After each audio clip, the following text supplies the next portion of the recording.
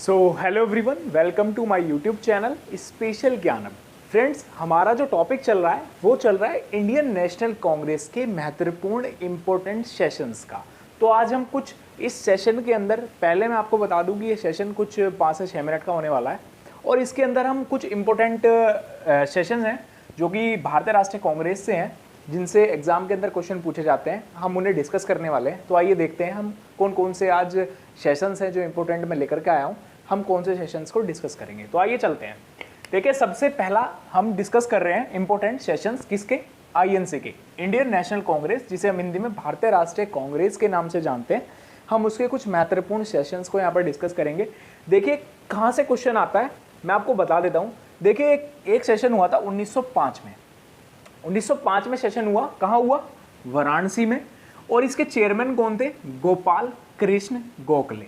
कौन थे? गोपाल कृष्ण गोखले। इंपॉर्टेंट नाम है, क्वेश्चन यहां से पूछा जाता है कि 1905 के वाराणसी के में जो सेशन हुआ था आईएनसी का, उसके अध्यक्ष कौन थे? तो उसके अध्यक्ष थे हमारे गोपाल कृष्ण गोखले जी। अब ये इंपॉर्टेंट क्यों है, आइए दूसरा क्वेश्चन देखते हैं। यहाँ पे देखिए, इस अधिवेशन में, जब ये अधिवेशन हुआ था तो उस टाइम पर भारत के अंदर बंगाल का विभाजन हुआ था, बंगाल का पार्टीशन हुआ था। हम हिस्ट्री में पढ़ते हैं कि बंगाल विभाजन एक अलग से टॉपिक मैं आपके लिए लेकर के आऊंगा कुछ नेक्स्ट सेशंस में। तो जब तक के लिए आप बस इतना ध्यान रखिए कि 1905 का जब भारतीय राष्ट्रीय कांग्रेस का अधिवेशन हुआ तो उस टाइम क्या हुआ था? बंगाल विभाजन, बंगाल का पार्टीशन हुआ था। और अब क्वेश्चन इस तरीके से आ सकता है कि जिस समय बंगाल का विभाजन हुआ था, जो उस साल हमारा क्या हुआ था, इंडियन नेशनल कांग्रेस का सेशन हुआ था, उसके अध्यक्ष कौन थे? तो उसके अध्यक्ष थे गोपाल कृष्ण गोखले जी। अब एक क्वेश्चन यहां से पूछा जा सकता है कि बंगाल विभाजन किस सन में हुआ था? तो सन हो गई हमारी कौन सी? 1905। तो बंगाल विभाजन कब हुआ था? 1905 में।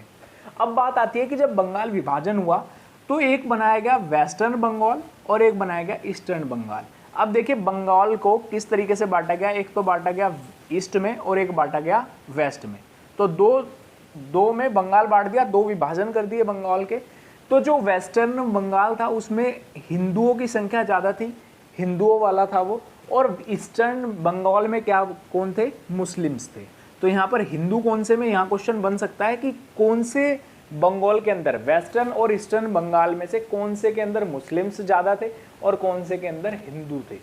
तो हिंदू थे वेस्टर्न बंगाल के अंदर और ईस्टर्न बंगाल के अंदर थे मुस्लिम्स। तो ये यहाँ से हमारे कितने क्वेश्चन बन सकते हैं? एक क्वेश्चन ये बन सकता है, ये दो क्वेश्चन यहाँ से बन सकते हैं, एक क्वेश्चन हमारा ये बन सकता है।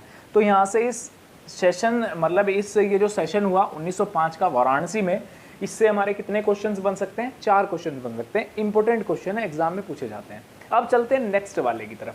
देखिए, नेक्स्ट होता है हमारा 1906 में एक अधिवेशन होता है जो कोलकाता में हुआ था। और इसके जो चेयरमैन थे वो कौन थे? दादा भाई नौरोजी। कौन थे? दादा भाई नौरोजी। मैंने आपको बताया था कि दादा भाई नौरोजी कितनी बार भारतीय राष्ट्रीय कांग्रेस के अध्यक्ष बने थे। आप मुझे कमेंट बॉक्स में कमेंट करके बताएंगे। मैंने फर्स्ट वीडियो में आपको ये बात बताई थी। तो यहाँ पर दादा भाई नौरोजी क्या बनते हैं? अध्यक्ष बनते हैं। और यहाँ पर इंपॉर्टेंट बात, क्वेश्चन यहाँ से पूछा जाएगा कि यहाँ पर सबसे पहले स्वराज की मांग की गई थी। स्वराज की मांग की गई थी कहाँ पर? कलकत्ता के अधिवेशन में 1906 में, जिसके अध्यक्ष कौन थे? दादा भाई नौरोजी। तो दादा भाई नौरोजी के द्वारा क्या की गई? स्वराज की मांग की गई। आईएनसी के कौन से अधिवेशन में? 1906 के कोलकाता अधिवेशन में। अब बात आती है थर्ड वाले पे चलते हैं। देखिए, थर्ड लिखा हुआ है 1907 का सूरत का अधिवेशन। इंपॉर्टेंट है, एग्जाम में यहाँ से क्वेश्चन बहुत बार पूछे जाते हैं। 1907 में सूरत के अंदर एक अधिवेशन होता है जिसकी अध्यक्षता करी रास बिहारी घोष ने। देखिए, दो नाम है इंडियन हिस्ट्री के अंदर, पूरे दो नाम है, एक जैसे नाम है दोनों। एक है रास बिहारी बोस और एक है रास बिहारी घोष। एक है रास बिहारी बोस और एक है रास बिहारी घोष। तो इन दोनों नाम में हमें कभी भी कंफ्यूज नहीं होना है। तो यहाँ पर ये अध्यक्ष कौन बने थे? रास बिहारी घोष बने थे। ठीक है जी। अब इस अधिवेशन में जो इंपॉर्टेंट बात आती है वो आती है, एक कांग्रेस के अंदर भी दो दल थे। मैं आपको नॉर्मल बात बताता हूँ। एक ये जो हमारी भारतीय राष्ट्रीय कांग्रेस है, इसके अंदर उस समय पर दो दल हुआ करते थे। एक हुआ करता था नरम दल, एक होता था गरम दल। गरम दल वाले क्या थे? गरम दल वाले हमेशा क्रांतिकारी गतिविधियों में ज़्यादा इन्वॉल्व रहने की कोशिश किया करते थे, और नरम दल वाले ऐसे हुआ करते थे कि सरकार जो ब्रिटिश गवर्नमेंट ने यहाँ पर रूल कर रही थी, वो हम नरम दल वाले सोचते थे कि ये क्रांतिकारी गतिविधियाँ ना करके सरकार से अपनी मांगों को आसानी से मनवाने के लिए कुछ ऐसे काम करें जिससे कि शांति बनाई जा सके। तो ये काम कौन किया करते थे? ये काम किया करते थे नरम दल वाले। बट ये जो इम्पोर्टेंट सेशन हुआ ना सूरत के अंदर, तो यहाँ से इन दोनों के अंदर फूट पड़ गई और ये दोनों हो गए अलग। नरम दल अलग हो गया, गरम दल अलग हो गया। तो गरम दल में कुछ 3 इंपॉर्टेंट ऐसे लीडर थे गरम दल के। एक तो थे लाला लाजपत राय, एक थे विपिन चंद्र पॉल, और तीसरे कौन थे? बाल गंगाधर तिलक। ये 3 व्यक्ति ऐसे थे गरम दल के जो कि क्रांतिकारी गतिविधियों में बहुत ही इन्वॉल्व रहा करते थे। अब दूसरे थे नरम दल। अब नरम दल वाले जैसे हो गए रास बिहारी घोष हो गए, दादा भाई नरोजी हो गए, गोपाल कृष्ण गोखले जी हो गए। तो ये सारे के सारे कौन से उसके थे? ये थे नरम दल के।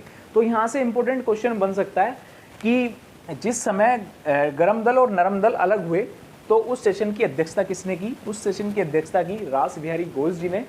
और ये थी कुछ इन तीनों इम्पोर्टेंट सेशंस की कुछ बातें जो मैंने आपके सामने सेशन के द्वारा बताई। तो देखिए, सबसे पहला 1905 में यहाँ से क्वेश्चन पूछा जाता है गोपाल कृष्ण गोखले ने, और वेस्टर्न और ईस्टर्न बंगाल में बंगाल पार्टीशन होता है। इसके बाद यहाँ पर स्वदेशी मूवमेंट भी चलाया गया था। एक क्वेश्चन मैंने यहाँ पर मिस कर दिया। तो जब हमारा बंगाल विभाजन किया गया तो यहाँ के लोग खुश नहीं थे, तो यहाँ पर क्या चलाया गया? स्वदेशी मूवमेंट के नाम से एक आंदोलन चलाया गया था। तो इसे हम स्वदेशी मूवमेंट के नाम से जानते हैं। तो यहाँ पर अब क्वेश्चन पूछा जाएगा कि बंगाल विभाजन के बाद कौन सा मूवमेंट चलाया गया? तो बंगाल विभाजन के बाद स्वदेशी मूवमेंट चलाया गया था। तो ये कुछ इंपॉर्टेंट क्वेश्चंस थे। अगर आपको ये वीडियो अच्छी लगी हो तो प्लीज़ चैनल को सब्सक्राइब करें, लाइक करें और कमेंट करें। और अब मैं इस वीडियो के नीचे अपने टेलीग्राम और इंस्टाग्राम की आईडी का लिंक पेस्ट कर दूंगा। आप प्लीज़ जाकर के उसे ज्वाइन करिए, ग्रुप को ज्वाइन करिए, और वहाँ से आपको इन सारे सेशंस के नोट्स मिल जाएंगे। थैंक यू, जब तक के लिए धन्यवाद। जय